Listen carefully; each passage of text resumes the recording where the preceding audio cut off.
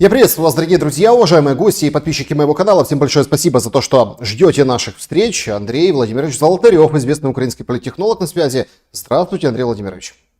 Здравствуйте, Александр. Здравствуйте, зрители. Ну, во первых строках нашего, так сказать, эфира я хотел бы всех пригласить на канал Андрея Золотарева. Чуть позже появится ссылочка в описании к этому видео. Знаете, сейчас эти каналы, да, и с этими санкциями, да, плодятся, а вот авторского контента немного. Поэтому следите за Андреем Владимировичем тоже, как говорится, пока не выключили рубильник. А то у нас, знаете, выходные даже не повод, чтобы санкции отменить.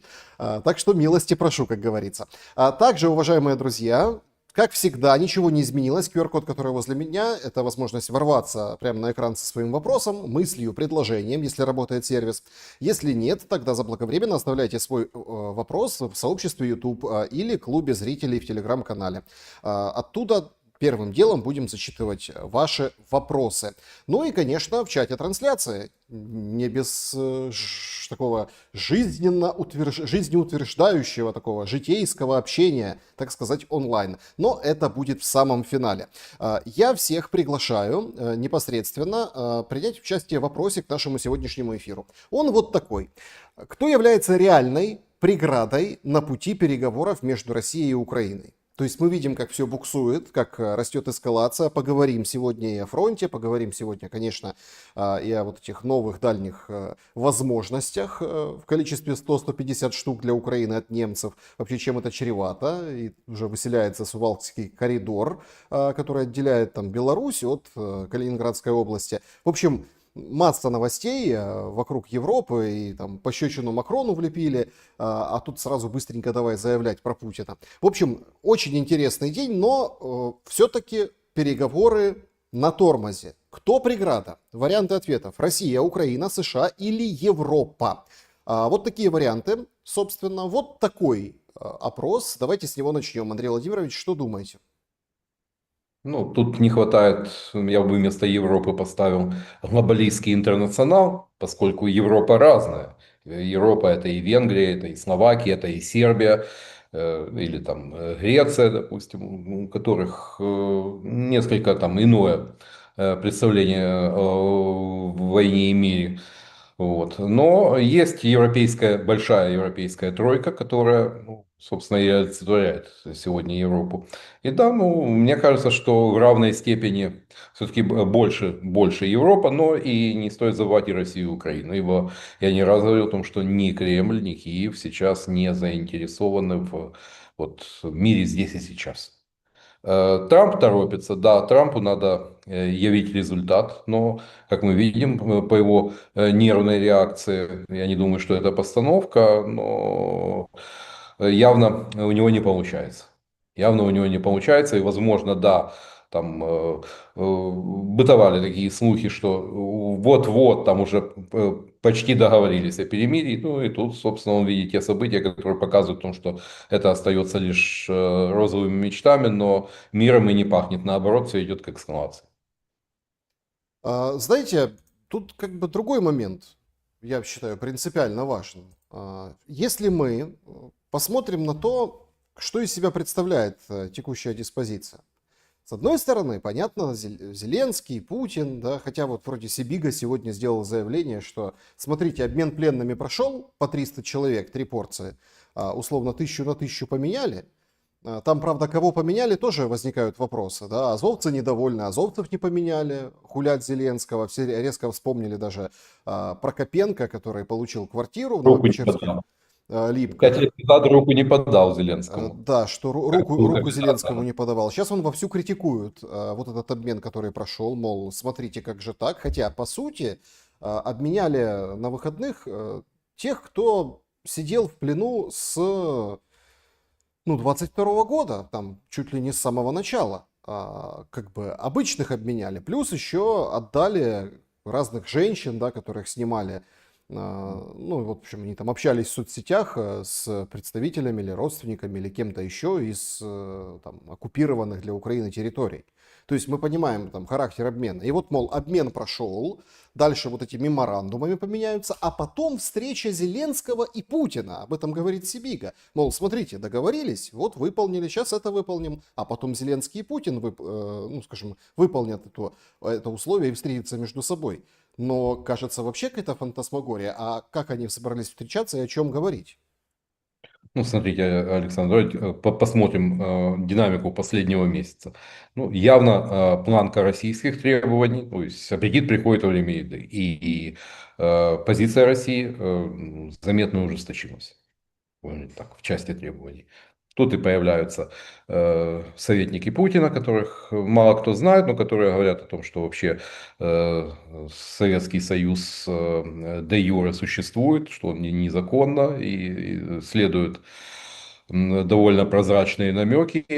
Тут появляются карты Украины с буферной зоной, ну, пожалуй, там только за исключением узкой полоски в Закарпатье, вся Украина, ну, от Медведева. Явно, но это как бы не свидетельство близости, сближения позиций на переговорах. Явно и на фоне вот этих ракетно-шахедных ударов, ну, плюс динамика, негативная для Украины динамика на фронте, ну, отдаляет. Я изначально был скептически настроен относительно этих переговоров. Да, меня некоторые пытаются спорить, там, что вот увидишь, вот явится такое чудо. Но я в чудеса не верю, я смотрю на то, что происходит фактически.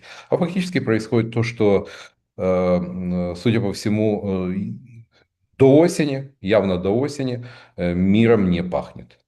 Что будет осенью? Возможно, да, если те самые планы России, о которых писал Блумберг относительно 4 российских регионов, там, возможно, Сумской области, реализуются, возможно, Россия попытается уже эти, снова с учетом текущих реалий на земле, ну, уже продиктовать свою волю, свои условия. Но пока между позициями России и Украины пропасть.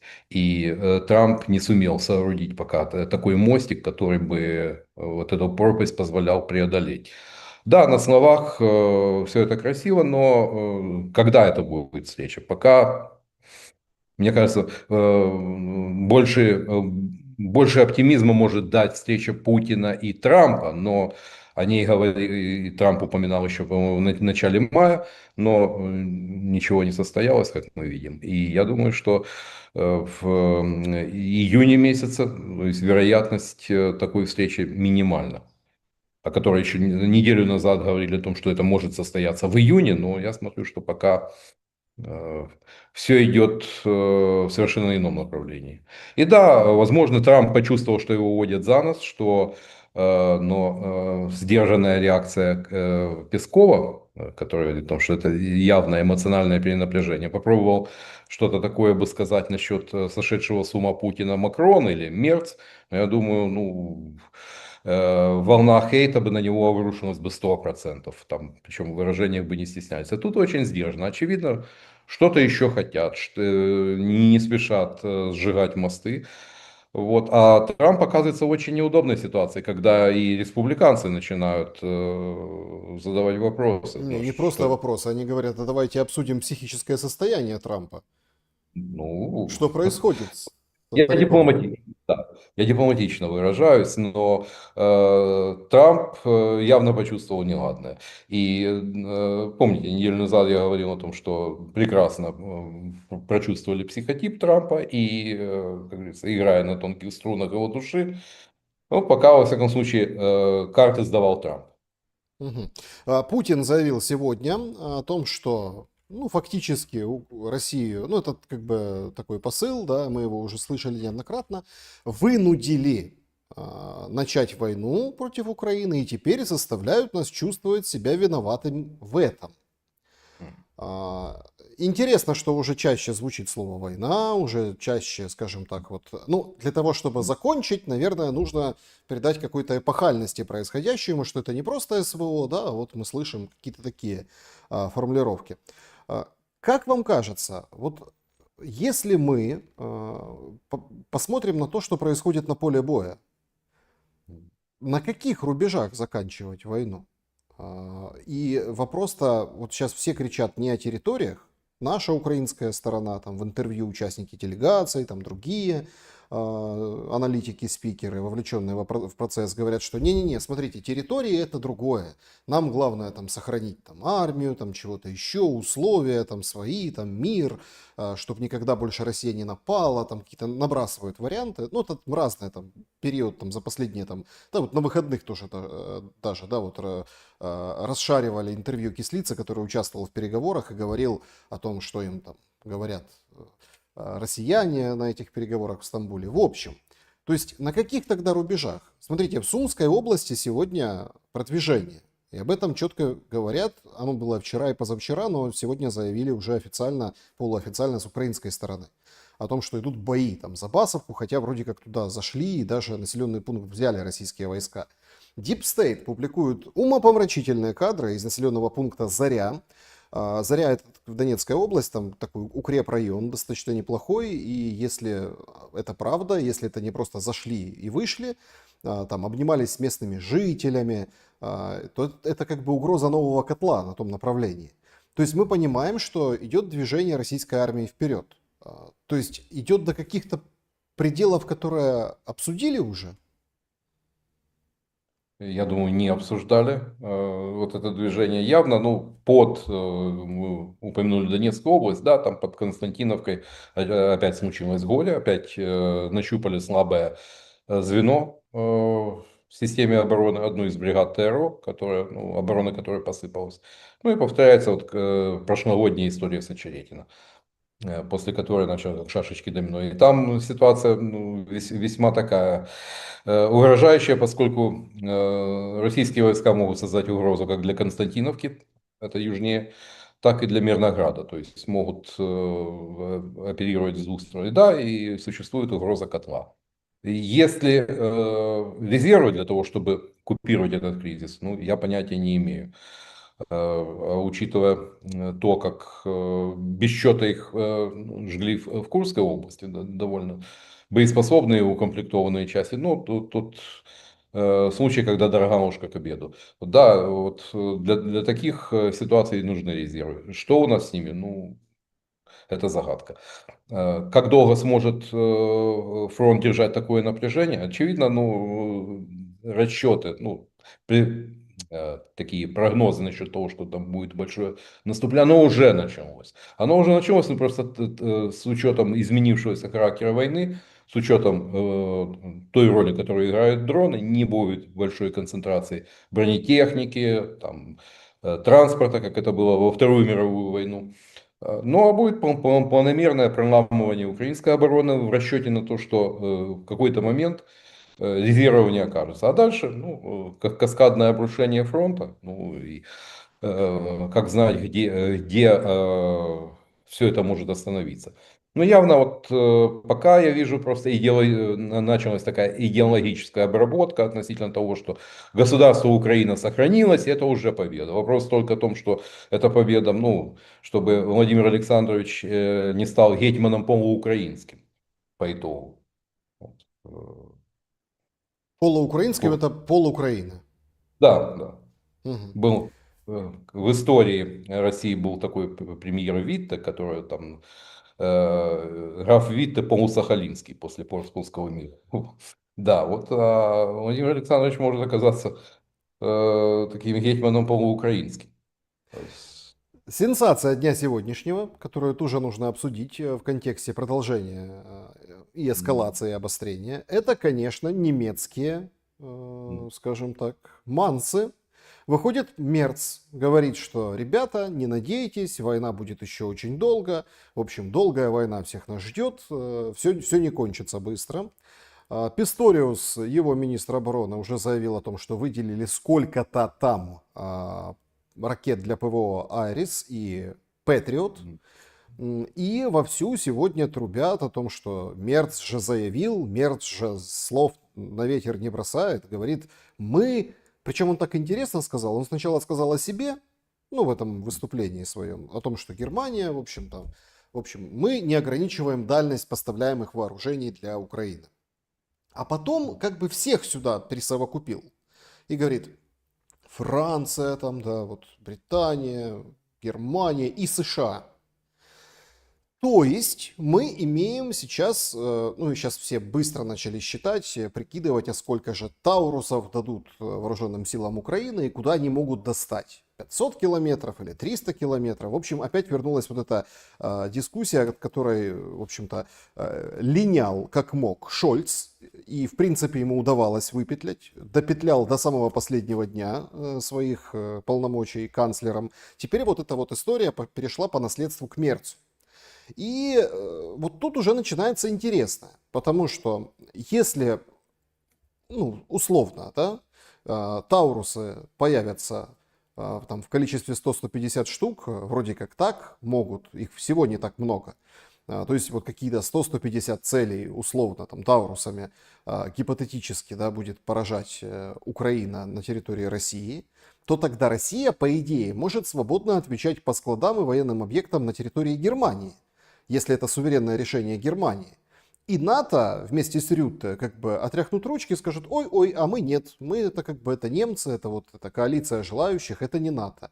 Нас такой сценарий ждет развития ситуации. Вот что вы думаете по поводу этих таурусов, которые опять всплывают? Ну и решение о снятии ограничений на поставку вооружений, ну это из разряда психологического такого оружия. Я дам вам парабеллум, помните, из 12 стульев. 150 Таурусов, они кардинально не повлияют на расстановку сил в этой войне. Ну, сколько российских ракет прилетело по Киеву за это время? Если десяток долетит и до Москвы, ну, оно кардинально ни на что не повлияет. Ну, поскольку это крылатая ракета, ну, какую-то часть, естественно, собьют у Москвы серьезная, одна из самых сильных в мире ПВО, ну, что-то долетит. Но это станет лишь таким дополнительным раздражителем. Относительно ударов по Германии не думаю. Не думаю. А вот, да, это пока есть такие громкие заявления, а есть политическая, военно-политическая реальность. До этого, я думаю, не дойдет. Вот. Но кардинально на расклад сил это не повлияет. Да, у нас, возможно, это такая духоподъемная новость для секты свидетелей Тауросов, но это отнюдь не то вундерваффе, и оно, если так назвать вещи своими именами, оно опоздало уже так годика на два. То есть появись оно в 22-23 году вместе с Storm Shadow, это да, это оно могло сказаться на российской, отразиться на российской логистике вблизи фронта. Сейчас вряд ли. Сейчас вряд ли.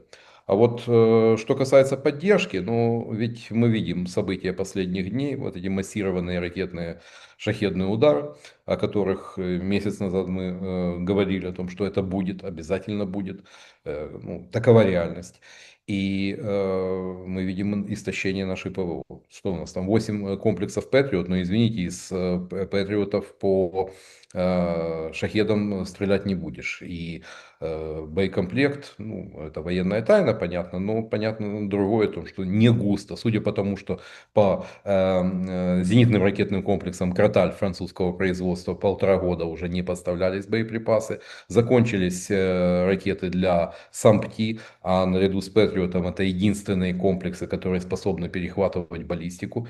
И то, как над Киевом ночью 24-го кружились шахеды, ну, у меня очень большой скепсис относительно вот этих цифр, сколько там их было сбито. Ну, понятно, что и та, и другая сторона, там, чего супостата жалеть, там, вот, рисуют, конечно, такие впечатляющие цифры сбитых, но реальность, она несколько, по-моему, несколько иная.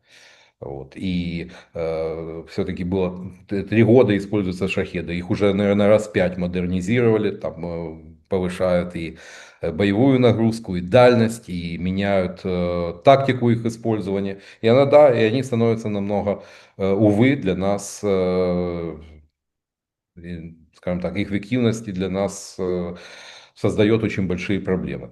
Долетают, точность выше, противодействие менее чувствительны к системам радиоэлектронной борьбы, поскольку, да, у нас иногда и вот, ну, в ночь субботу на воскресенье у меня GPS показывал, что я нахожусь в Перу. в Лиме. Вот, ну, так. И что, даже подсанкционные YouTube-каналы ловили? Ну, для этого GPS не надо. Ну, это нормально. Вот, в Израиле, когда война в Газе была, тоже, когда наносились ракетные удары, там э, системы GPS показывают, ты находишься в Иерусалиме, а GPS показывает, что ты на территории Ливана. Ну, это нормальная практика. Вот. Но другое, ну, ведь до сих пор хлопцы на этих мобильных огневых группах, но когда шахет вот этой ночью гудел явно выше там 1-2 километров, ну, дождь, туман, то есть, ну, какова эффективность тех же крупнокалиберных пулеметов? Она нулевая. Она нулевая. Большого количества гепардов, которые, да, доказали свою эффективность, в отличие от многих, у нас нет. Разговор о том, что надо купить легкие штурмовики, те же бразильские супер туканов, это все-таки дешевле охотиться за шахедами, чем гоняться за ними на F-16 и потом их терять, учитывая даже остаточную стоимость. Ну, 25-30 миллионов долларов и для нового супер тукана, штурмовик бразильского производства, 9-10. Ну, почувствуйте разницу. И он скорость намного меньше, и все необходимые системы для того, чтобы ну, находить и уничтожать цели ночью. То есть системы ночного видения, обнаружения целей. Но 2 года только разговоры. Да, там хорошо, там иногда летают вертолеты, но, по-моему, системного средства противодействия шахедам, ну, мы так и не увидели. Ну, И тогда, смотрите, понятная история, допустим, что истощается ПВО. Сейчас вот эта дискуссия, знатная такая дискуссия по поводу того, что американцы же не дают ПВО. Они говорят, ребята, то есть, ну, хотим сами, да? очередь на ракеты для Patriot, ПАК-3, до 2030 года. И сколько их делает Lockheed Martin? Аж 600 штук в год. Аж 600 штук в год. У россиян запас, ну это то, что называют наши военные эксперты, он порядка 500 ракет. Плюс производство там, как говорится, Ну, штамп. 750 в год, да. Да, да. Вот. На уничтожение одной такой цели, как Искандер, ну, пара-тройка ракет, по-моему. И если дружим с арифметикой, все понятно. Тогда непонятен, опять-таки, вызов, который там, украинская сторона бросает российскому тылу своими дронами. По поводу дронов это вообще отдельная история. Тут действительно, вы как приводили в пример шахеды, но есть и другого как бы, порядка или там, класса дроны, которые тоже борются между собой. Россияне сегодня опубликовали видео о том, что наш беспилотник «Людь», это разведывательный беспилотник, там высоко летит, фотографирует все, то есть нашли против него противоядие другим своим беспилотникам. То есть беспилотники воюют с Иванчик. беспилотниками Да, в небе. да, То есть да. Ну, вот такая по-моему, история. да, Александр, по-моему, Людь это тактический, по-моему, это небольшой дальности, если не перепутал. Их у нас такое количество вариантов, знаете, что там Людь, Фурия, это там на тактическую дальность. Да, используют дроны-перехватчики. И да, к сожалению, об этом уже говорили, правда, там некоторые там бойцы пропагандистского фронта с той стороны уже там переинтерпретировали. Да, к сожалению, отстаем. Поскольку, знаете, одно дело, когда может нравиться Россия, не нравится, но там работает государственная машина. Одно дело и масштабирование производства, ну, по шахедам. Я думаю, что до 1000 вряд ли, но очень скоро можем столкнуться, что 200-300 это станет нормой. Оказались в состоянии масштабировать производство. Другое дело, когда у нас этим занимаются, ну, Плетон, Стерненки, ну, так, и, соответственно, и результат А как выходит. вы считаете, это правда, что... Ну как, это правда, потому что это в соцсетях, там такой Скорин, один из товарищей Стерненко предложил распечатывать такие таблички, чтобы вешать в тех заведениях, которые не хотят донатить Стерненко. Ну, так, А тот это вроде как идею поддержал.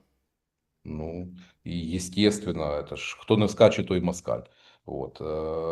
Кошмарить бизнес, причем на таких элементах, с элементами такого откровенного шантажа у нас прекрасно научили. Ни раз как говорится, не донатишь, значит ты враг, значит ты коллаборант, ждун, там, скрытая вата и так далее.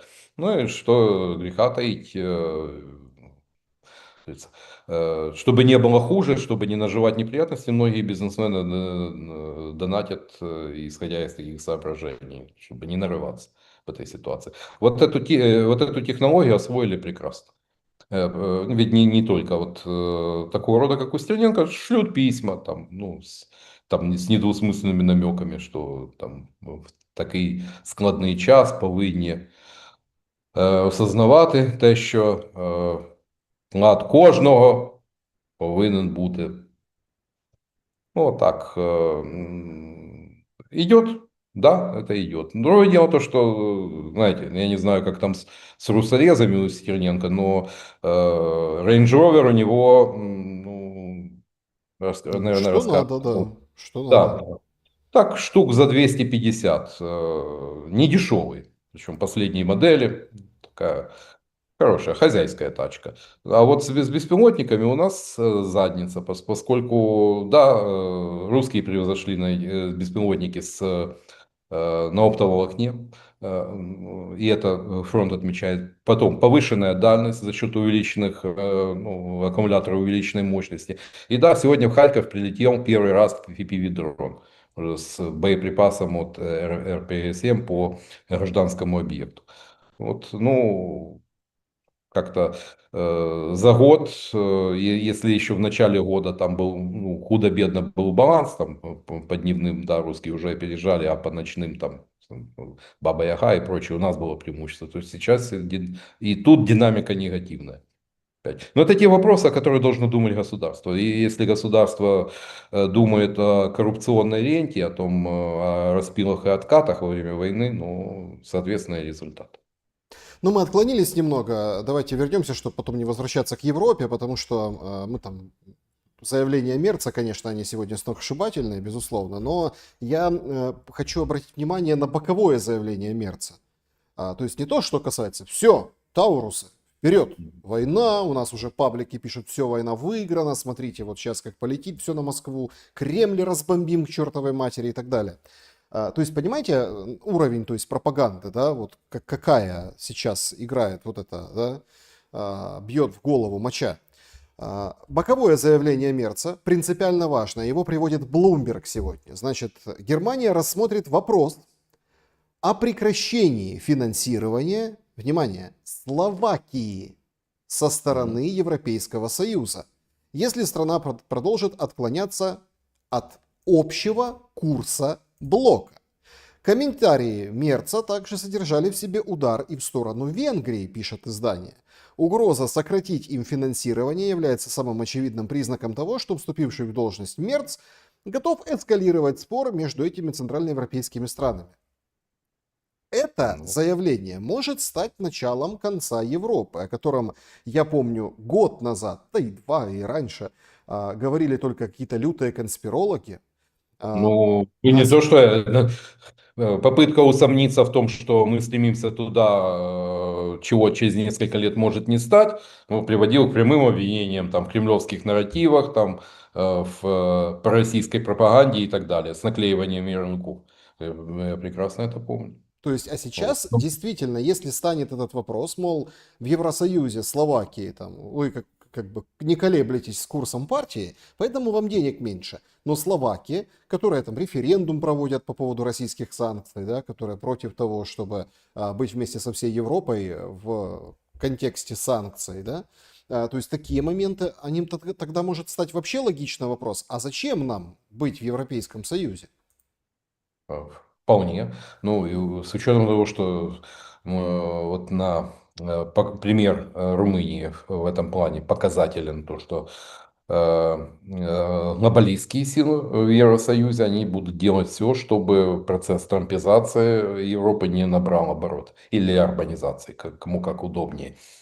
Вот. И явно там принудить Орбана и Фица к примерному политическому поведению для топов Евросоюза, и в том числе Германия, которая является основным финансовым донором. Ну, это вопрос номер один. Ибо дальше процесс может принять необратимый характер. Вот. Но если вернуться к нашим проблемам, ну, я боюсь, что если мы посмотрим ту объем помощи, который мы получаем от Европейского Союза, и те суммы, на которые Европейский Союз покупает российскую нефть и газ, ну как-то объемы поддержки Украины выглядят скромнее. Плюс отмена торгового безвиза с июля, это фактически равноценно введению экономических санкций, но уже против Украины. Там и заявление о том, что украинская курятина, там и зерно подрывает французский рынок. Ну вот, да, заявление Макрона о поддержке. С другой стороны, нам ставят подножку где-то так минимум на 3 ярда там, евро или зелени, но болезненно для без того дышащей на ладан экономики. Ну вот заявление, слова, а вот реальность, вот действия. Вот и все. Поэтому, да, и Будапешт, и Братислава, они зависят от финансирования Евросоюза. И да, но это может привести и к обратному результату. Андрей Владимирович, пощечину Макрону во Вьетнаме влепила Бриджит Макрон. Слушайте, ну это, конечно, что-то. После этого Макрон объяснил, говорит, да, это мы дурачились. А я вот так вот на слове «дурачились» немножко завис, когда Макрон объяснился. Потому что Бриджит Макрон 72 года. Ну, А, я, бабушка, я не знаю, а сколько там, что нужно делать с бабушкой, чтобы она вот так вот чтобы она не решила с кошмарила тобой, дедушку.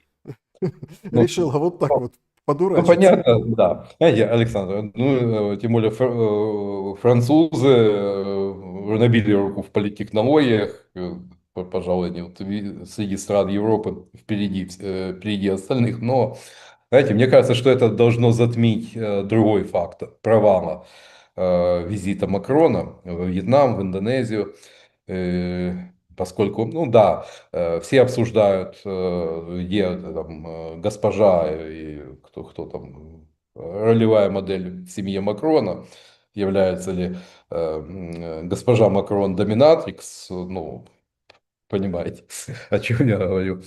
Степ, да, ну, для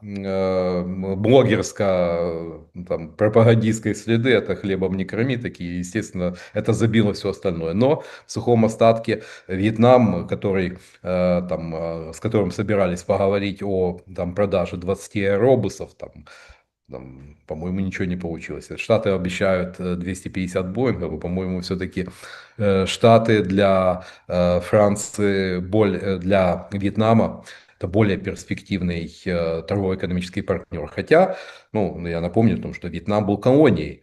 Это французский Индокитай до 40-х годов колонии Франции. И только вот после разгрома французов под Дien-Bien-Phu были заключены мирные соглашения, и Франция ушла из Вьетнама. Но французское влияние долгое время, вот и вперед, в бытность уже независимого Южного Вьетнама, оно было довольно заметно.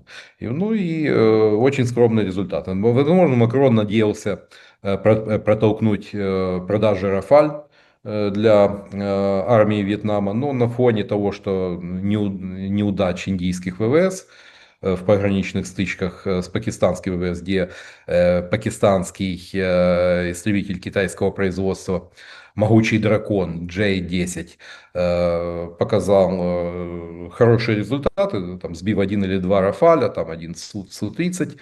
Вот, у многих экспертов возник вопрос, а насколько ли, ну, ведь только реальные боевые действия, они шотсы и рилсы в социальных сетях показывают реальные боевые возможности. Вот насчет Рафаля возникли вопросы, учитывая немалую стоимость, это дорогой истребитель, это может, и вот уже и Индонезия подумывает о не отказаться от закупки Рафаля, а покупать китайский J-10 могучий дракон, который в принципе, но и длительное время был недооцененным на рынке вооружений.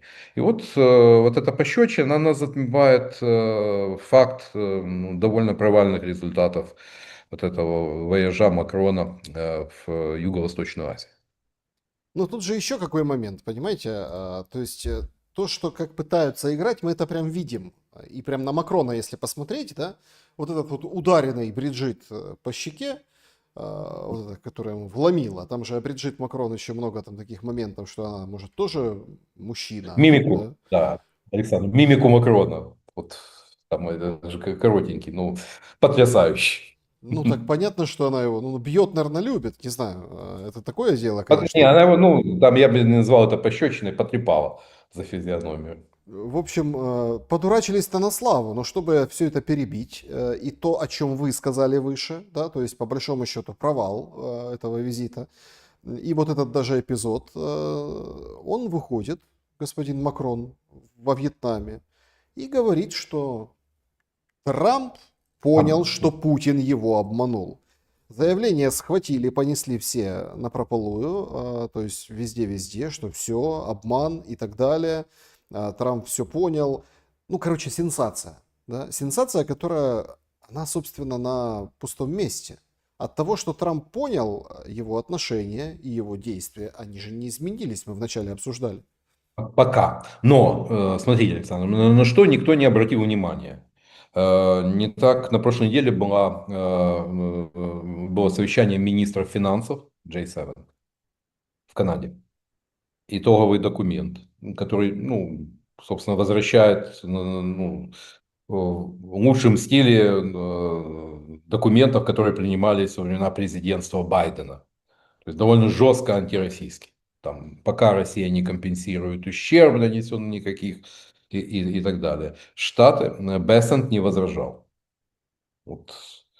Надо смотреть не на что говорят, а что делают. И вот это заявление, пожалуй, для меня стало таким первым маркером того, что у Трампа ну, что-то почувствовали, что что-то идет не так, что-то неладно, что, возможно, таки водят за нос, как говорится, выторговывая уступка за уступкой, но при этом ничего не давая реально взамен. Но я не думаю, что, во всяком случае, опции санкций пока у Трампа нет, поскольку пойти по этому пути означает вернуться не просто вернуться в повестку Байдена, а означает, ну, фактически акцептировать то, что делал Байден. А Трамп это нещадно критиковал. Особенно, ну, знаете, как сначала критикуешь, а потом, ну, это Владимир Александрович может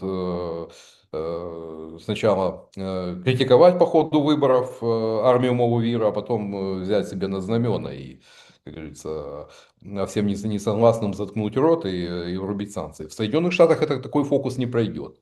И пролетит 100% по ходу промежуточных выборов в Конгресс со стороны. Поэтому Трамп в очень непростой ситуации. Результата нет. Даже старые республиканцы уже начали роптать. Есть даже консенсус относительно там в Сенате 80 сенаторов готовы поддержать вот этот безумные санкции с 500%. Да, экономисты говорят, что это полная фигня, это полная чушь. То есть это работать не станет, но добавим то, что, скорее всего, на это будет получено вето Трампа, которое не сумеют преодолеть, но это уже будет совершенно четким сигналом, потому что пошло уже оппонирование.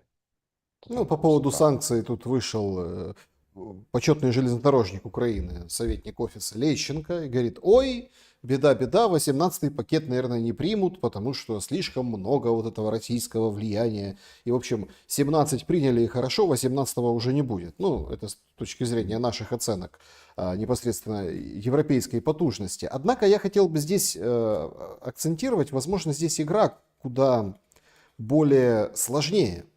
Судя по сегодняшнему Мерцу, судя по сегодняшнему Макрону, судя по вот тому, как подняли, да, вот во главу угла вот это типа негодование, да, там, Трампа и так далее, вот, судя по этому, по всему этому, Складывается, что у этих глобалистов, о которых вы говорили в начале, европейских и чуть-чуть американских, у них дела плохо складываются. Потому что они сейчас, вот сейчас надо понять, да, что сейчас должны предпринять они, глобалисты. Заявление на эскалацию в момент условной деэскалации и как бы исполнения Стамбула, а то, что мы видели на выходных, обмен пленными, какое-никакое, но это исполнение Стамбула, как ни крути, там 1000 человек, там 1000 человек, все. То есть шаг вперед. Дальше у нас меморандумы, дальше у нас, ну это Сибига говорит про встречу, ну, наверное, не встречу, а какой-то, ну, финализация подписания меморандумов. И там уже что будет в меморандумах, какой-то таймлайн, да, кто, что, зачем, и потом выход на мирное соглашение. То есть, в принципе, начало пути есть. Глобалисты это все срывают. У меня просто вопрос возникает. Если мы видим эту картину как бы так вот, да, сверху сбоку и пытаемся проанализировать, так давайте. Задача сейчас какая? Спровоцировать Россию на удары по Европе, тянув как бы Европу в войну. Или сделать так, чтобы Трамп, Фредович, сказал, да, в общем, занимайтесь конем, мы уходим. Его там немножко покритикуют с полгодика, там несколько месяцев, месяца 3, внутри Америки, мол, как так ты бросил Украину, а тот будет заниматься там Индотихоокеанским регионом, санкциями, пошлинами, какими-то внутренними проблемами, нефтью.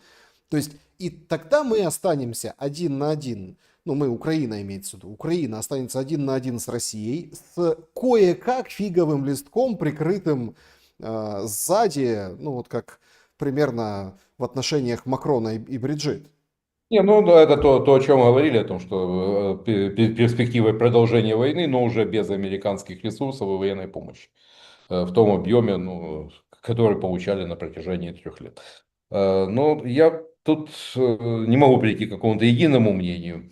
Такие уход, дистанцирование Трампа, это, ну, это вполне. Если он не получает быстрый результат, естественно, у него пропадает большое желание погружаться в рутину, и он будет стремиться дистанцироваться. Кому он это припоручит? Рубио, ну, у Рубио, скажем так, позиция несколько отличается. Она более жесткая по отношению к России. Тем более, ну, вот если взять того же Келлога. Но последнее, вот как изгнание Уолтса с поста советника по нацбезопасности, он принадлежал Крыму Ястребов. Вот. Но мне кажется, все-таки для глобалистов куда важнее как раз втянуть Байдена в повестку Байдена. Трампа. В чем? Потому что глобалисты при всех своих воинственных заявлениях радикальной риторики, у них позиция ресурсно не обеспечена. То есть они не в состоянии. А вот заполучить, чтобы возобновилась американская поддержка Украины и показать том, что таки Байден был прав, а Трамп ошибался, ну, и в планету. Потому что уход, да, покритикуют, но да, это будет удар по реноме Америки, да, это скажется на результатах выборов в Конгресс, но мне кажется, все-таки военные и финансовые возможности Америки европейская тройка заместить не в состоянии. От слова совсем. Андрей Владимирович, немножко о внутренних наших делах. Пошесть происходит какая-то с реакциями людей на ТЦКшников. Кременчуг, Полтавская область. На выходных мы видели, причем очень... Вот за этими новостями надо в развитии наблюдать. Да? Это вот надо учить людей, чтобы они немножко вот... Потому что, смотрите, написали, все, там, воскресенье, по-моему, да, пишут, все там, 7 человек мужиков атаковали 2 несчастных ТЦКшников, прикрутили туда видео, как им бьют то ли молотком, то ли чем-то по автомобилю, их загоняют, они уезжают, спасаются. Потом немножко разобрались, да, в общем, оказывается, они сбили велосипедиста, велосипедист такой пухленький, то есть, да, они его там пытались как-то крутить, вязать, велосипед оттягивать, тут подошли еще 2 ну, скажем так, товарищей.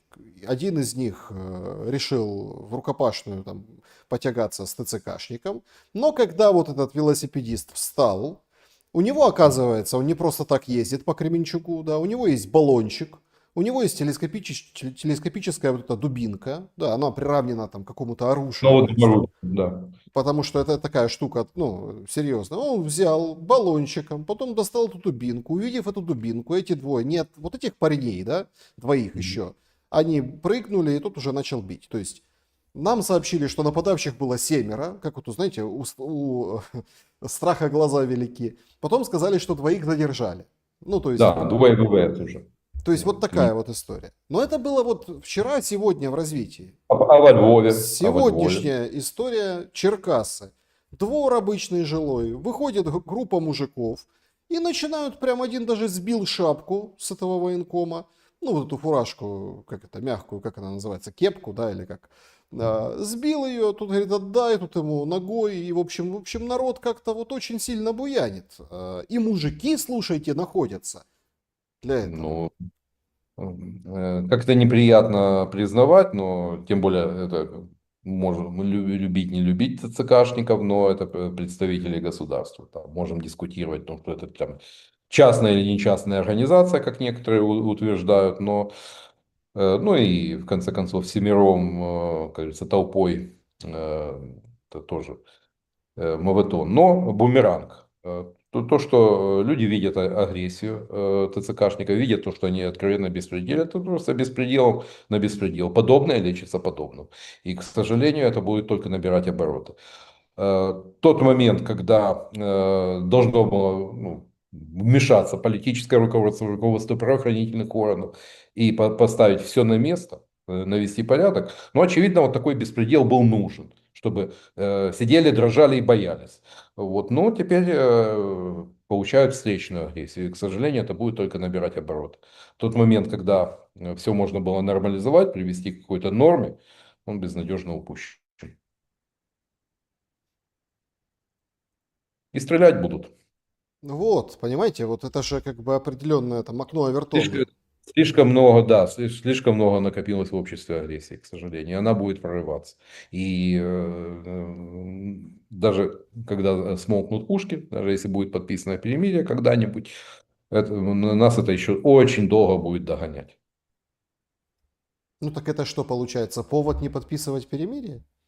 Нет, нет, это не повод, это сопутствующее. Вот, это сопутствующее явление, это последствия той политики, которая проводилась на протяжении там, последних 2 лет. И да, и на фоне той апологетики ТСК, которая из уст различных позитивных блогеров, там, активистов по найму, по вызову, мы слышим в последнее время о том, что так и надо, вот и там и звезды шоу-бизнеса даже были привлечены к такой кампании, но это сложился вполне определенный настрой. Знаете, вот если весной 22 года в людях, которые в Пикселе видели защитников, то сейчас люди переходят на другую сторону. И да, это многие военные жалуются, что даже раньше стоило поднять руку, там на трассе голосуешь, там тебя подхватывали, сейчас проезжают мимо. Вот. Для чего это надо было? Кому? Ну, может быть, строителям вот этой так называемой демократуры имени Владимира Александровича, чтобы так рубить полицейский режим пожестче. Ну, может быть, вполне допускаю. Потому что здравого смысла вот, с точки зрения пополнения вооруженных сил личным составом я не вижу. Тот же подход, который был взят на вооружение Кремлем в комплектовании вооруженных сил Российской Федерации, пускай сначала зэков, да, это понятно, у многих там Нет, волосы длинные. подождите, это немножко другой подход. Нет, Зэков, так я и зэков, говорю. зэков за Да, полгода отпускали потом на волю. Ну, да, вот да. выжил ты, контракт четкий, Да. понятный, от сих до сих, полгода. Живой, иди. Они потом ездили к себе домой, кто-то попадал в истории, кто-то наоборот показывали по школам, Я о водили. другом, Александр, я о Нет, другом. И Россия с точки зрения там, соблюдения буквы закона, она куда более щепетильна. А вот Пригожинщина с его вербовкой, разъездами по зонам и вербовкой зэков, в том числе и откровенных душегубов, но она никак. Но тем не менее пошли на такой шаг. То есть, поскольку на фоне 1,5 миллиона релокантов, которые ломанулись от частичной мобилизации из России, ну, поняли, что делают что-то не то, отказались. Теперь, ну, после этого сделали ставку на материальное стимулирование, оно дает эффект. Но у нас очнулись, когда там вот это была служба по контракту для 18 до 25-летних, ну, там же с такими оговорками, что шансы получить тот самый миллион, они там, минимальны, если доживешь. ну и всего 500 человек пошло, это показатель. Да, вообще полный провал. Полный Это провал. показатель, ну, это позор, провал, и надо вот Нет, это этих... просто показатель неэффективности. И это же в целом, если взять там ВПК, если взять управление там, экономикой, вооруженными силами, неэффективность, неэффективность, плюс еще и помноженная на коррупцию. Ну, еще и непонятно, а за что воевать. Особенно вот этому Вот. поколению, которое, ну, как их там, поколение Z называют. Ну, там, эти все, ну, вы поняли, да, то есть, там, и миллениалы, потом вот это сейчас поколение Z, которое там абсолютно другое, Так естественно, по-другому это себя ощущает. да, специфическая информационная, культурная, гуманитарная политика, политика исторической памяти, ну, порождают у значительной части общества чувство отчуждения от государства и ну, со всеми вытекающими отсюда последствиями. Вот, Но, ну, для чего это делается? Для чего это? Ну вот Дубинский считает, что это вот, Зеленский, команда, это ликвидационная комиссия, что работают на руку Путину. Ну, это такая конспирологическая версия, но мы видим результат. ну, тут не пойми, кто на чью руку играет, в каком отношении. Ведь по большому счету, вот мы видим там Макрона, видим Мерца, видим очередной вот этот виток Европы, а по большому-то счету, ну, получается, украинцы и россияне как бы убивают, стираясь друг об друга. Мгм. Ну, то есть в этом и задача. Да. Территория Но становится бедной, ограниченной, и без... глупее становится по IQ всем замерам. Ну, то есть мы видим, что ну, катастрофический откат, именно что касается территории Украины. Ну, понятно, что здесь в обозримом будущем не будет ни авиа, ни ракетостроения, ни судостроения, ни машиностроения. То, что ну, может стать подспорьем для военной мощи. Ну, была такая версия, что если, дескать, Украина будет дрейфовать, ну, вернется в орбиту влияния России, то это, ну, соответственно, это значительно усилит ее военные возможности, этого нельзя допустить и так далее. И если Запад, Соединенные Штаты будут уходить, то должна остаться выжженная земля. Вот. Была такая конспирологическая версия еще ну, после второго Майдана. Вот. Но спустя 10 лет мы видим нечто подобное. Мы видим опять демографическую яму, колоссальную утечку человеческого капитала, полную деиндустриализацию, утрату технических компетенций. Ведь, знаете, в Днепре в начало 70-х годов штамповали сатану. Межконтинентальную баллистическую ракету, которая до сих пор проламывает любую противоракетную оборону. Но сейчас мы не можем сделать даже эффективную оперативно-тактическую ракету. 20 лет слышу разговоры, еще, еще до Ющенко началось. Вот 20 лет прошло, а ВОЗ ныне там. Ну, по-моему, наглядный показатель эффективности. Да и с Нет, дронами. просто Да. понимаете, какая история? Когда госпожа Верещук проводит свои выходные на полигоне, Ну, надевает это, там обтягивающую спортивную форму, берет автомат в руки и там бегает, смотрите, я прошла там какой-то курс подготовки. А вот это шоу-биз политика. нет, так Александр, это шоу-биз политика.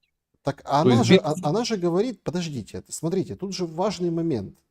Кто-то скажет, о, молодец, типа, она прошла, и ты пройди. То есть, но ее же Ну, тут смысл какой? прилетает, смотрите, тут же прилетает, а где ее сынок? Сынок 21 год, ну, явно как-то... э, Не пошел и по контракту да, вот это 18-24. вот, понимаете, вот эта неорганичность, противоречие между словом и делом, оно уже, ну, можно какое-то там прекрасно в первые годы Зеленского было. Дальше, ну, вот эта нестыковка, она начала отражаться на рейтинге. Война снова реанимировалась, но дальше все видит, что одно, как говорится, одни слова для кухонь, другие для улиц. Вот, и результат, соответственно, не верю. То есть эффективность, да, это эффектно, но абсолютно неэффективно. Вот это воскресный выезд госпожи Верещук, ну просто сравните то, что она говорила в 2019 году и сейчас. Там, А, чтобы вести вечную, даже столетнюю войну, для этого должны быть ресурсы на 100 лет. Для этого экономика должна быть. Ну, более не менее, то, на что можно опереться. Потому что опираться надо на твердое. Вот. Ничего этого у нас, увы, уже нет. Еще один вопрос по внутриполитической истории. Это как-то связано, конечно, с Верещук, с вот этими призывами. Она говорит, что надо детей готовить к войне, детей, чтобы они умели воевать.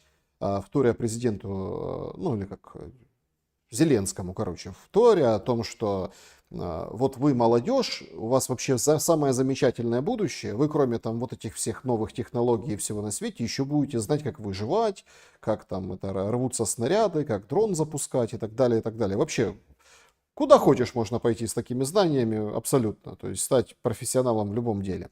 Параллельно с этим сегодня украинское издание «Информатор» публикует то, что было, ну, бродило на фоне слухов буквально еще там пару дней назад.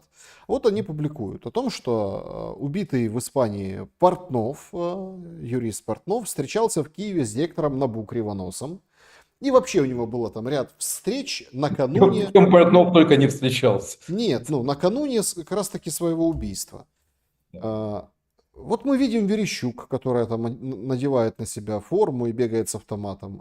Вот мы видим вот это очень интересное, скажем так, интересную встречу. То есть Портнов был в Киеве незадолго до своего убийства.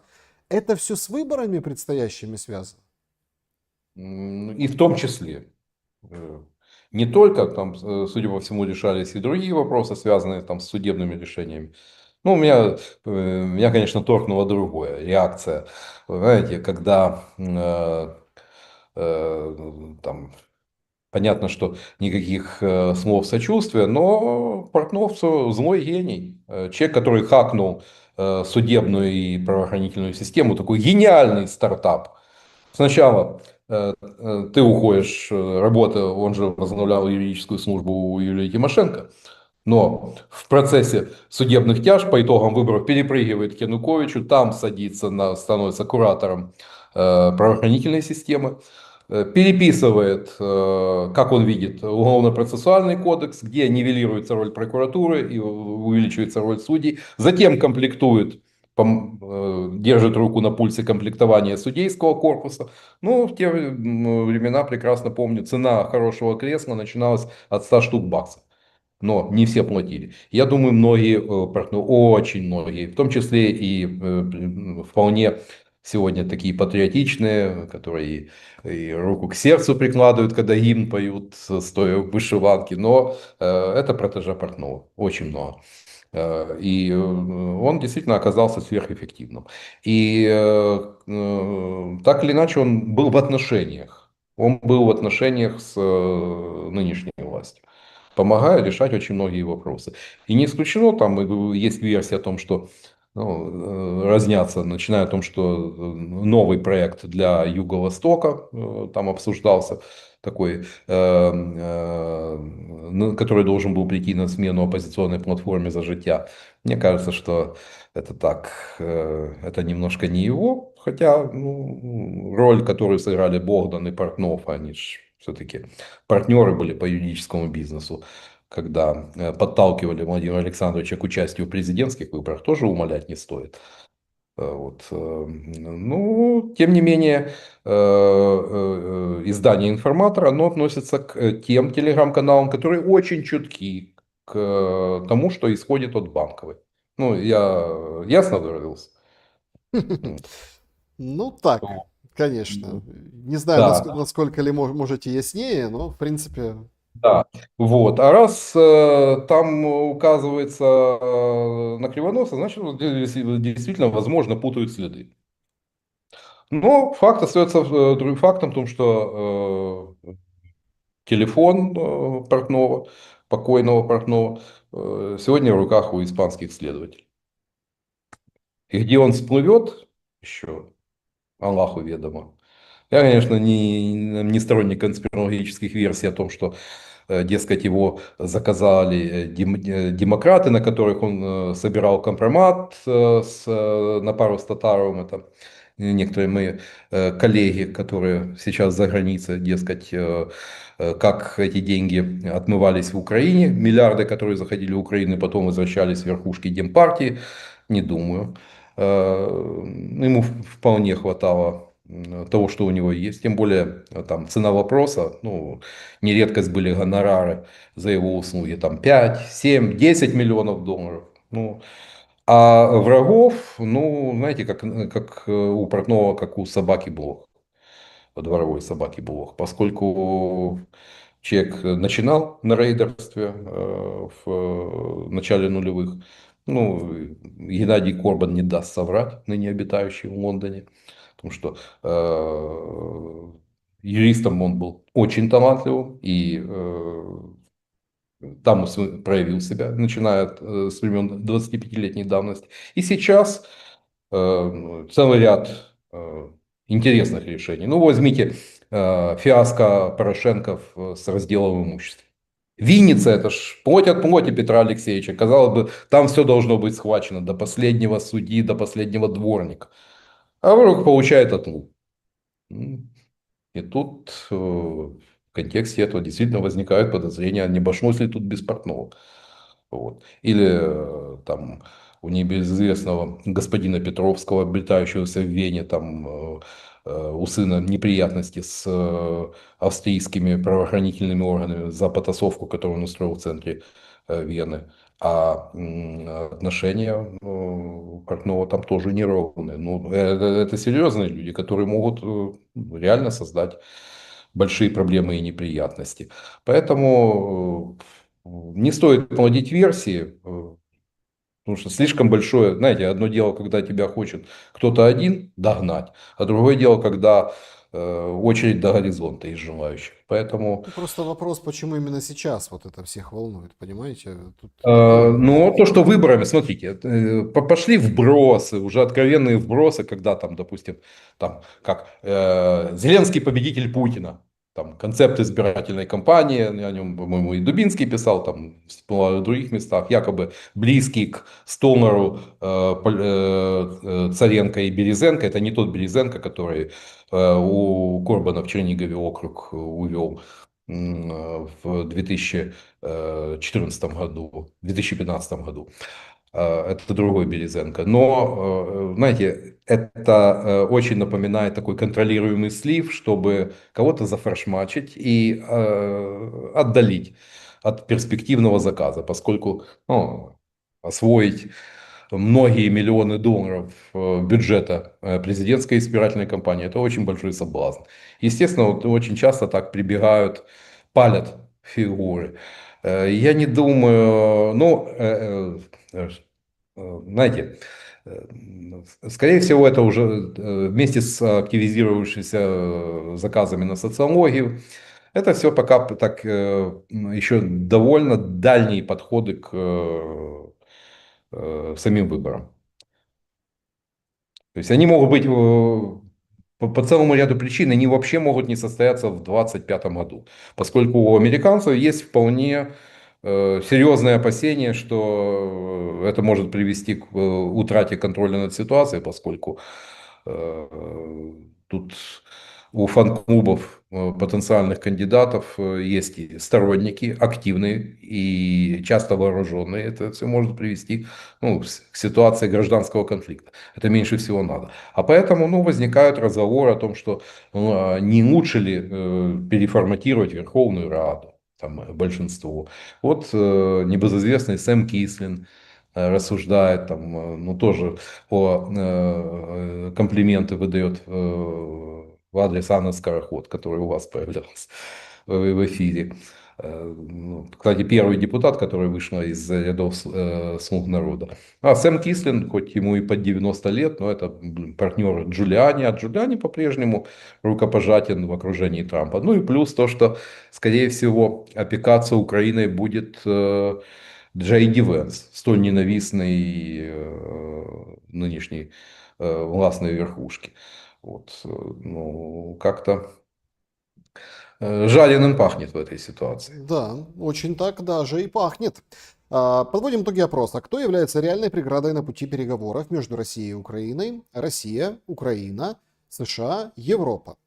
Значит, 7%, 6% Россия преграда, 7% США, 31% Украина и 56% Европа. Вот как бы вот такие результаты. Что скажете? Бедная Европа. Знаете, ну, громкие заявления, еще раз подчеркиваю, но возможности довольно ограниченные.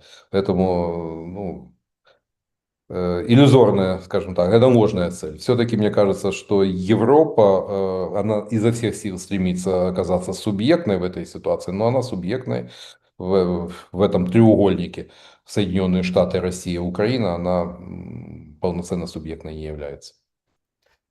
Переходим к вашим вопросам. Начнем с клуба зрителей в телеграм-канале. Пожалуйста, подписывайтесь туда. Павел Чечулин спрашивает, почему видно общее затишье? Это затишье перед бурей?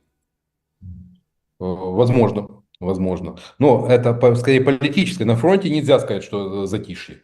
Там грохочет и день, и ночь, и там очень жарко. Не только Сумская область, не только там под Константиновкой и Запорожской. Вот, ну, много информации о том, что там температура растет по линии боевого соприкосновения. Вопрос из этого же клуба. Олег спрашивает, не кажется ли вам, что образ Верещук, он какой-то в стиле Жанны Дарк? Ну, знаете, сравнивают сравнимое, как говорил Иван Степанович Плющ. Ну, Верещук все-таки, ну, до Жанны Дарк, она даже до более не менее пристойного результата на выборах мэра Киева не дотянула. Ну, Ну, как летала на да, зонтике. не, ну это же надо было подобрать таких политтехнологов, чтобы в виде Мэри Поппинс, там, ну, знаете, иногда вот, как это, про таких политтехнологов, что полезли за медом не к правильным пчелам. Киевляне не оценили талант, политический талант экс-мэра Равы Русской. Ну, Значит, это да. Вопросы из сообщества YouTube, где заблаговременно оставляли вопросы зрители. Петр спрашивает, приоритет на обмен был дан азовцам, сдавшимся в плен в Мариуполе. Их тогда и обменяли. О каком еще приоритете может идти речь на тех же самых азовцев, уже во второй раз оказавшихся в плену? Зачем комбриг Азова седлает эту дохлую кобылу? ну, во-первых, наверняка мы увидим представителей Азова, Третьей штурмовой, ну, в первых рядах списков политических партий. То есть явно, ну, их медиа-активность говорит о политических амбициях.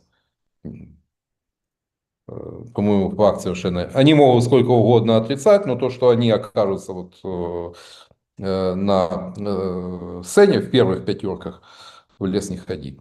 Поэтому, и видимо. Но что касается рядовых азовцев, ну, знаете, по-моему, вот если так, эту банально стоимость квартир так, попытаться конвертировать ну, в улучшение ну, режима их содержания, Ну, я думаю, толку было бы немножко больше. Другой момент, почему обозвался, а почему не говорят о тех, кто оказался, был взят в плен в Курской области? Ведь, к сожалению, получилось так, что Верховная Рада не приняла соответствующих правовых документов, чтобы они, военнослужащие, которые воевали на территории Курской области Российской Федерации, считались комбатантами. Соответственно, Россия массово судит их как террористов, отвешивая такие конские сроки по 15-20 лет.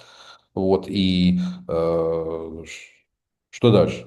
Кто поднимает вопрос относительно судьбы этих людей? Как бы там ни было, но они не задавались вопросом, почему Верховная Рада, ну, можем догадаться, поскольку, чтобы не было утечки, и да, в расчете на внезапность, все прекрасно, но это судьбы сотен людей. Да, Там, безусловно. Значит, Людмила, здравствуйте.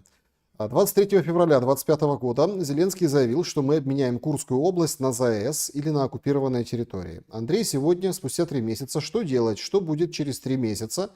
И второй вопрос. Все передачи тел со стороны РФ в этом году были с одной и той же цифрой 909. Как думаете, что это значит? Спасибо, берегите себя. да. Не, ну я тут не берусь судить вот этой относительно нумерологии. Ну, то, что разница там несколько десятков тел российских военнослужащих и сотни тел наших, ну, это говорит о том, что поле боя, к сожалению, остается за противником. И, то есть, соответственно, получается такой дисбаланс. А вот что касается того, что будет через 3 месяца, ну, знаете, дай бог, чтобы ну, хотя бы линия боевого соприкосновения далеко не ушла там с востока на запад.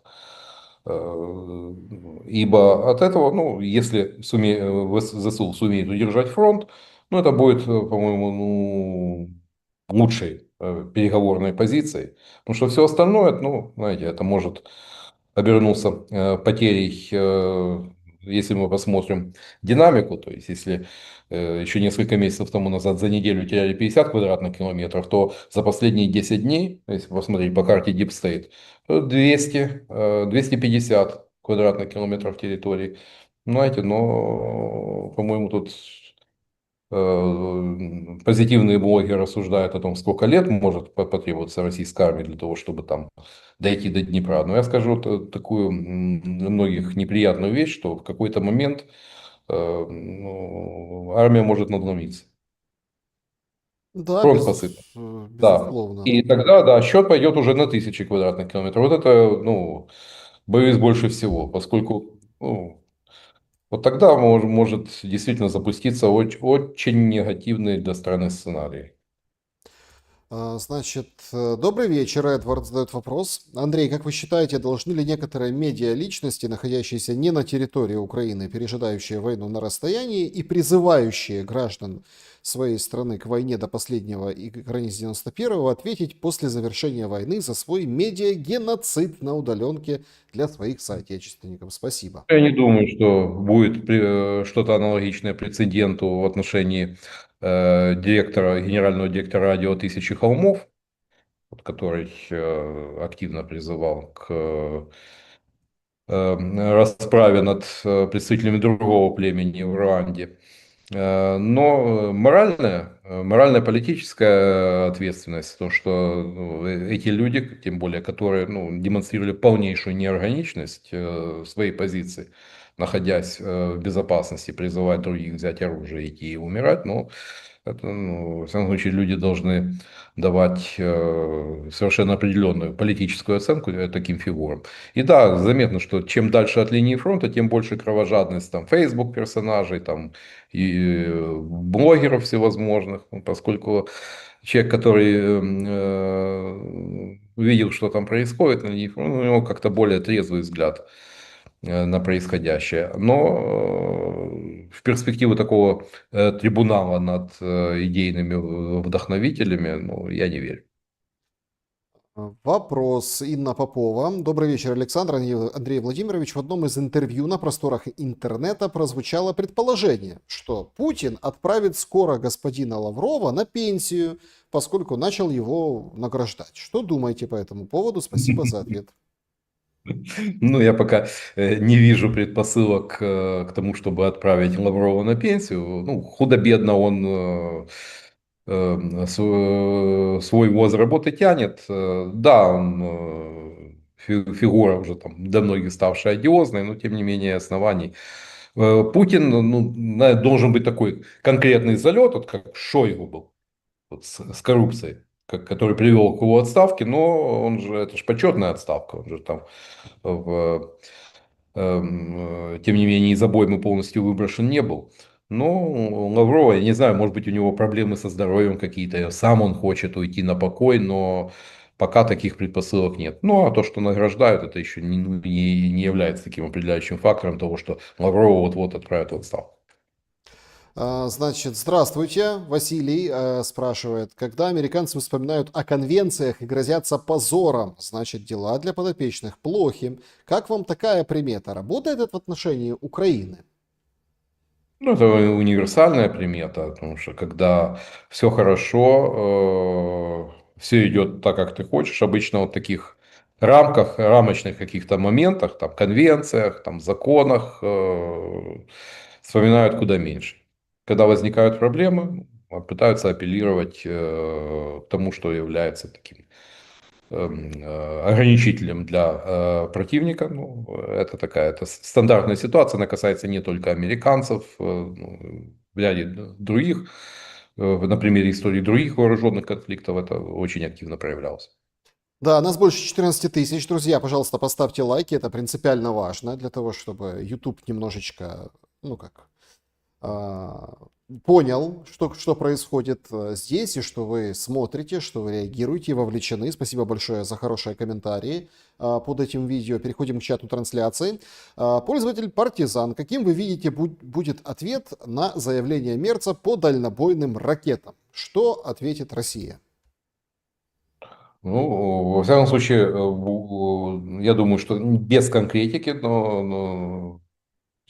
я думаю, скорее будет такое жесткое заявление, но довольно общего характера, о том, что оставляет за собой право принять все необходимые меры, вплоть до ну,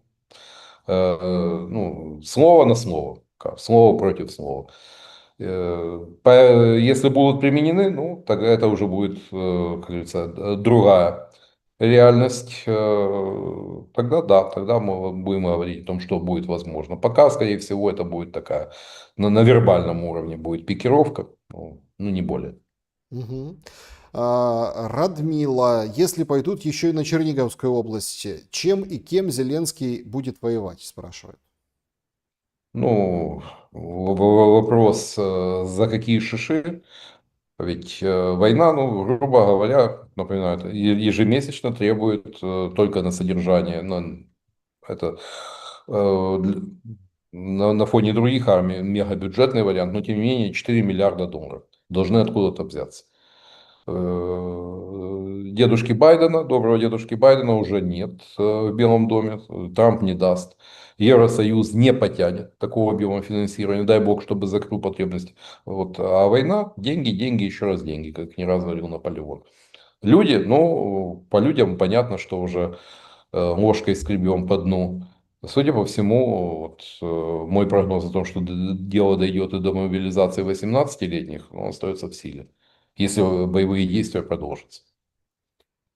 Кредоид вопрос. Здравствуйте. Какой слоган вы бы предложили следующему президенту в пику Армавиру, армия мова вера?